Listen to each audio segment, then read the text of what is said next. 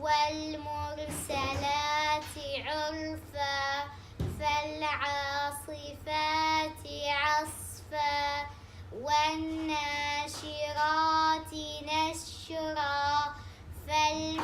فالفارقات فرقا فالملقيات ذكرا عذرا أو نذرا إنما توعدون لواقع فإذا النجوم طمست وإذا السماء فرجت وإذا الجبال نسفت وإذا الرسل أقتت لأي يوم أجلت ليوم الفصل وما أدراك ما يوم الفصل ويل يومئذ للمكذبين ألم نخلقكم من ماء مهين فجعلناه في قرار مكين إلى قدر معلوم فقدرنا فنعم القادرون ويل يومئذ للمكذبين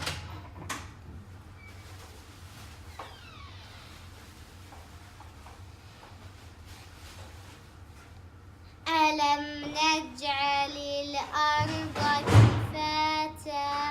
أحياء وأمواتا وجعلنا فيها رواسي شامخات وأسقيناكم ماء فراتا ويل يومئذ للمكذبين انطلقوا إلى ما كنتم به تكذبون انطلقوا إلى ظل ذي ثلاث شعب لا ظليل ولا يغني من اللهب إنها ترمي بشرر كالقصر كأنه جمالة صفر ويل يومئذ للمكذبين هذا يوم لا ينطقون ولا يؤذن لهم فيعتذرون ويل يومئذ للمكذبين هذا يوم الفصل جمعناكم والأولين فإن كان لكم كيد فكيدون ويل يومئذ للمكذبين إن المتقين في ظلال وعيون وفواكه مما يشتهون كلوا واشربوا هنيئا بما كنتم تعملون إنا كذلك نجزي المحسنين